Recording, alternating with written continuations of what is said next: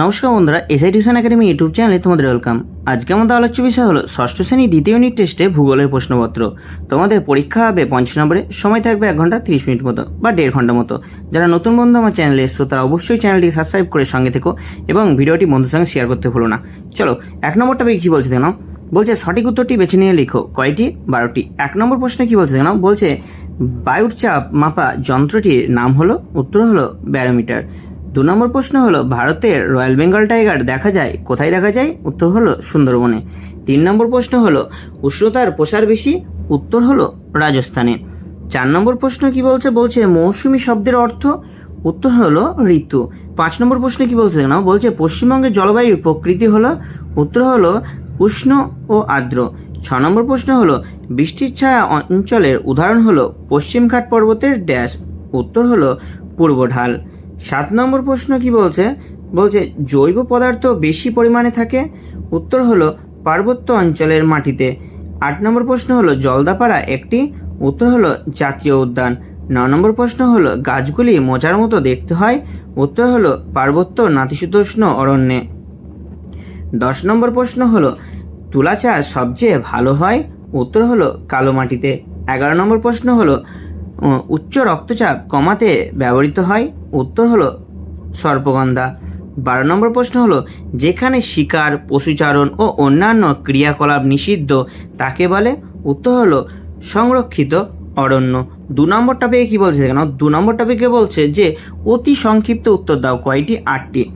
1 নম্বর প্রশ্ন হলো বায়ুমণ্ডলে অবস্থিত আমাদের রক্ষা কবচ বায়ুস্তরের নাম কি, উত্তর হলো ওজোন স্তর। 2 নম্বর প্রশ্ন কি বলছে, বলছে পৃথিবীর সর্বাধিক বৃষ্টিবহুল অঞ্চল কোনটি, উত্তর হলো ভারতের মেঘালয় রাজ্যের মৌসিনরাম। 3 নম্বর প্রশ্ন হলো পরিযায়ী পাখি কাকে বলে, উত্তর হলো চরম শীতের হাত থেকে বাঁচতে এবং খাদ্যর সন্ধানে যেসব পাখি সুদূর শীতপ্রধান দেশ থেকে সাময়িকভাবে অনুকূল আবহাওয়াযুক্ত অঞ্চলে চলে আসে এবং শীত কমলে পুনরায় নিজেদের দেশে ফিরে যায় তাকে পরিযায়ী পাখি বলে, যেমন বুনো হাঁস। 4 নম্বর প্রশ্ন হলো বিশ্ব অরণ্য দিবস কবে পালিত হয়, উত্তর হলো প্রতি বছর 21শে মার্চ বিশ্ব অরণ্য দিবস বা আন্তর্জাতিক বন দিবস পালিত হয়। 5 নম্বর প্রশ্ন হলো আটলান্টিকায় স্থাপিত ভারতের প্রথম গবেষণা কেন্দ্রটির নাম কি, উত্তর হলো দক্ষিণ গঙ্গোত্রী। এটি স্থাপিত হয়েছিল 1983 সালে।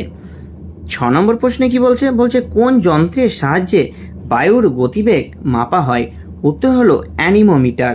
7 নম্বর প্রশ্ন হলো কত সালে বন্য প্রাণী সংরক্ষণ আইন চালু হয়, উত্তর হলো 1972 সালে। 8 নম্বর প্রশ্ন হলো দক্ষিণাত্যের মালভূমির উচ্চতম সিংহের নাম কি, উত্তর হলো আনাইমুদি। এর উচ্চতা হলো 2695 মিটার, যা আন্নামালাই পর্বতের অংশ। 9 নম্বর প্রশ্ন কি বলছে, বলছে পশ্চিমী ঝঞ্ঝা বলতে কি বোঝো, উত্তরে কি বলছে দেখেন, বলছে শীতকালে ভূমধ্য সাগর থেকে আগত দুর্বল ঘূর্ণবাতের কারণে উত্তর পশ্চিম ভারতে বিশেষ করে পাঞ্জাব, হরিয়ানা ও কাশ্মীরে যে মেঘলা আকাশ এবং হালকা বৃষ্টি বা পার্বত্য অঞ্চলে তুষারপাত হয় তাকে পশ্চিমী ঝঞ্ঝা বলে। 10 নম্বর প্রশ্নে কি বলছে কেন, 10 নম্বর প্রশ্ন বলছে পৃথিবীর শীতলতম ও জনবসতিহীন স্থানের নাম কি, উত্তর হলো আন্টার্কটিকা মহাদেশে নিষিদ্ধ স্থান রাশিয়ার গবেষণা কেন্দ্র ভস্তক। 3 নম্বর টপিক কি বলছে দেখো, 3 নম্বর টপিকে বলছে যে নিচের প্রশ্নগুলি সংক্ষিপ্ত উত্তর দাও। কয়টি? যে কোনো 4টি। প্রথম প্রশ্ন হলো আবহাওয়া ও জলবায়ুর মধ্যে 2টি পার্থক্য লেখো। চলো দেখে নি। উত্তরে কি বলছে, বলছে আবহাওয়া, বলছে প্রথমে আবহাওয়ার 2টো পয়েন্ট দেখে নাও। বলছে কোনো নির্দিষ্ট স্থানে প্রতিদিনের বা সাময়িক বায়ুমণ্ডলীয় অবস্থাকে আবহাওয়া বলে। 2 নম্বর হলো আবহাওয়া দ্রুত পরিবর্তনশীল, অল্প সময়ের মধ্যে বদলে যেতে পারে। এবার জলবায়ুর দেখে নাও। প্রথম হলো কোনো বিস্তীর্ণ অঞ্চলে প্রায় 30 থেকে 35 বছরের আবহাওয়ার গড় অবস্থাকে জলবায়ু বলে। জলবায়ু সহজে পরিবর্তিত হয় না, এটি দীর্ঘস্থায়ী ও স্থিতিশীল। 2 নম্বর প্রশ্নে কি বলছে দেখে নাও। 2 নম্বর প্রশ্ন হলো আমাদের জীবনের জলবায়ুর 2টি প্রভাব লেখো। উত্তরে কি বলছে, 1 নম্বর হলো পোশাক ও বাসস্থান। জলবায়ুর ওপর নির্ভর করে মানুষের পোশাক ও ঘরবাড়ির ধরন ঠিক হয়, যেমন শীতপ্রধান দেশের মানুষ পশমের পোশাক পরে আর গ্রীষ্মপ্রধান দেশের মানুষ সুতির হালকা পোশাক পরে। 2 নম্বর হলো কৃষিকাজ ও খাদ্য বন্টন। কোনো অঞ্চলে জলবায়ু সেখানকার ফসলের ধরন নির্ধারণ করে, যেমন প্রচুর বৃষ্টিপাতযুক্ত অঞ্চলের জলবায়ুতে ধান চা ভালো হয়, আবার শুষ্ক শীতল জলবায়ুতে গম চাষ ভালো হয়। 3 নম্বর প্রশ্ন কি বলছে দেখো, বলছে বায়ুর আর্দ্রতা বলতে কি বোঝো? বায়ুর আর্দ্রতা মাপক যন্ত্রের নাম কি? উত্তরে কি বলছে, নির্দিষ্ট উষ্ণতায় নির্দিষ্ট পরিমাণ বায়ুতে যে পরিমাণ জলীয় বাষ্প উপস্থিত থাকে তাকে বায়ুর আর্দ্রতা বলে। বায়ুর আর্দ্রতা মাপক যন্ত্রের নাম হলো হাইগ্রোমিটার। 4 নম্বর প্রশ্ন হলো মরু অঞ্চলে মাটি ভারতের কোন রাজ্যে দেখা যায়? এই মাটিতে লবণের পরিমাণ বেশি কেন? উত্তর কি বলছে, বলছে মরু অঞ্চলে মাটি ভারতের প্রধানত রাজস্থান রাজ্য এবং গুজরাটের কিছু অংশে দেখা যায়। লবণের পরিমাণ বেশি হওয়ার কারণে এই অঞ্চলে বৃষ্টিপাত অত্যন্ত কম, কিন্তু উষ্ণতা বাষ্পীভবনের হার অনেক বেশি, ফলে মাটির নিচে জল কৌশিক প্রক্রিয়ায় উপরে উঠে আসে এবং বাষ্পীভূত হয়ে উড়ে যায়, কিন্তু জলে দ্রবীভূত লবণ মাটির উপরিভাগে সঞ্চিত হতে থাকে। 5 নম্বর প্রশ্ন কি বলছে, বলছে মেরুজ্যোতি কি? উত্তরে কি বলছে, বলছে বায়ুমণ্ডলে আয়নোস্ফিয়ার স্তরে মহাজাগতিক রশ্মি ও সূর্যের আধানযুক্ত কণার সংঘর্ষের ফলে উত্তর ও দক্ষিণ মেরু অঞ্চলের আকাশে মাঝে মধ্যে যে চমৎকার রঙিন আলো ছটা বা রামধনুর মতো আলোকসজ্জা দেখা যায় তাকে মেরুজ্যোতি বা অ্যারোরা বলে। উত্তর গোলার্ধে একে সুমেরু প্রভা এবং দক্ষিণ গোলার্ধে একে কুমেরু প্রভাও বলা হয়। 6 নম্বর প্রশ্ন কি বলছে, বলছে মাটি সংরক্ষণের 4টি উপায় লেখো। উত্তরে দেখে নাও। 1 নম্বর হলো বৃক্ষরোপণ। ব্যাপক হারে গাছ লাগালে গাছের শিকড় মাটিতে শক্ত হয়ে ধরে রাখে, ফলে ক্ষয় কমে। 2 নম্বর হলো ধাপ চাষ। পাহাড়ি ঢালে সিঁড়ির মতো ধাপ তৈরি করে চাষ করলে জলের গতি বাধা পায় এবং মাটির ক্ষয় রোধ হয়। 3 নম্বর হলো পশুচারণ নিয়ন্ত্রণ। অতিরিক্ত পশুচারণ বন্ধ করলে মাটির উপরিভাগে ঘাসের আবরণ নষ্ট হয় না, ফলে মাটি সুরক্ষিত থাকে। 4 নম্বর হলো ফসল আবর্তন। একই জমিতে ঘুরিয়ে ফিরিয়ে বিভিন্ন ফসল যেমন ডাল জাতীয় শস্য চাষ করলে মাটির উর্বরতা বজায় থাকে ও ক্ষয় কমে যায়। 4 নম্বর টপিকে কি বলছে দেখে নাও। বলছে নিচের প্রশ্নগুলি উত্তর দাও। চলো। 1 নম্বর প্রশ্ন হলো টিকা লেখো। কি? লাল মাটি। উত্তর হলো উৎপত্তি ও উপাদান। মাটির গ্রানাইট ও নিজ শিলা দীর্ঘদিন ধরে চূর্ণ বিচূর্ণ হয়ে এই মাটি সৃষ্টি হয়। লোহা আয়রন অক্সাইডের পরিমাণ বেশি থাকার কারণে এই মাটির রং লাল হয়। বৈশিষ্ট্য: এই মাটি সাধারণত অনুর্বর, জল ধারণ ক্ষমতা কম এবং এতে নাইট্রোজেন ও জৈব পদার্থের অভাব থাকে। বন্টন ও ফসল: ভারতের ছোটনাগপুর মালভূমি, ওড়িশার অন্ধ্রপ্রদেশ ও তামিলনাড়ুতে এই মাটি দেখা যায়। সার প্রয়োগ করে এই মাটিতে জোয়ার বাজরা রাগি চীনাবাদাম ও আলু চাষ করা হয়। 2 নম্বর প্রশ্ন কি বলছে, বলছে আন্টার্কটিকা মহাদেশে ভারতের অভিযান সম্পর্কে আলোচনা করো। উত্তর হলো বিজ্ঞান গবেষণা ও জলবায়ু পরিবর্তনের রহস্য উদ্ঘাটনের লক্ষ্যে ভারত 1981 সালে 9 জানুয়ারি প্রথম আন্টার্কটিকা অভিযান শুরু করে।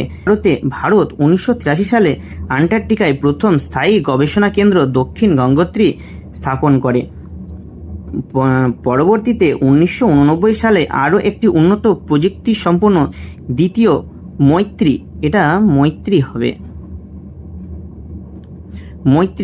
2012 সালে তৃতীয় আধুনিক গবেষণা কেন্দ্র ভারতে স্থাপন করা হয়। এখান থেকে ভারতের বিজ্ঞানীরা আবহাওয়া ও ভূবিজ্ঞান এবং সামুদ্রিক জীববিদ্যা নিয়ে গবেষণা চালিয়ে যাচ্ছেন। 3 নম্বর প্রশ্ন হলো গাছ কেটে ফেললে কি কি ক্ষতি হতে পারে বলে তোমার মনে হয়? উত্তরে কি বলছে, বলছে ব্যাপক হারে গাছ কাটলে ফলে নিম্নলিখিত মারাত্মক ক্ষতিগুলো হতে পারে। 1 নম্বর হলো অক্সিজেনের অভাব, গ্লোবাল ওয়ার্মিং। বাতাসে অক্সিজেনের যোগান কমবে এবং কার্বন ডাই অক্সাইডের পরিমাণ বেড়ে গিয়ে গ্রিনহাউস প্রভাব ও বিশ্ব উষ্ণায়ন গ্লোবাল ওয়ার্মিং তীব্র হবে। 2 নম্বর খরা বন্যা। গাছের শিকড় জল শোষণ করে ও বৃষ্টিপাত ঘটাতে সাহায্য করে। গাছ কমলে খরা দেখা দেবে, আবার বৃষ্টির জল সরাসরি মাটিতে পড়ে ভূমিক্ষয় ও আকস্মিক বন্যা সৃষ্টি করবে। 3 নম্বর হলো বাস্তুতন্ত্রের বিনাশ। বলছে বনের পশু পাখিরা তাদের বাসস্থান ও খাদ্য হারিয়ে বিলুপ্ত হয়ে যাবে, যার ফলে প্রকৃতি পরিবেশের ভারসাম্য সম্পূর্ণ নষ্ট হবে। 4 নম্বর প্রশ্নে কি বলছে দেখে নাও। 4 নম্বর প্রশ্ন হলো মৌসুমী বায়ুর বৈশিষ্ট্যগুলি লেখো। উত্তরে কি বলছে?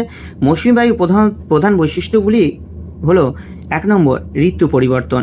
মৌসুমী বায়ু ঋতু পরিবর্তনের সাথে সাথে তার দিক সম্পূর্ণ বিপরীত দিকে পরিবর্তন করে।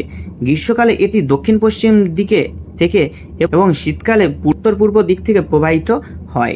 2 নম্বর হলো আর্দ্রতা ও শুষ্কতা।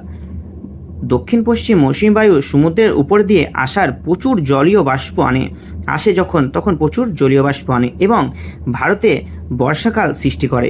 অন্যদিকে উত্তর পূর্ব মৌসুমী বায়ু স্থলভাগের উপর দিয়ে আসায় শুষ্ক হয়।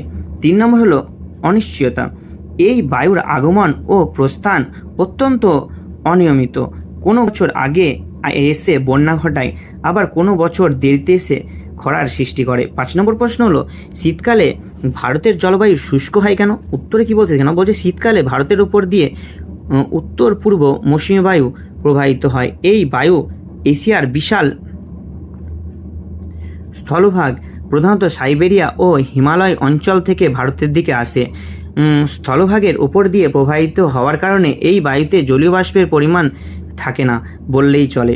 জলীয় বাষ্প না থাকায় এই বায়ুতে কোনো বৃষ্টিপাত ঘটতে পারে না।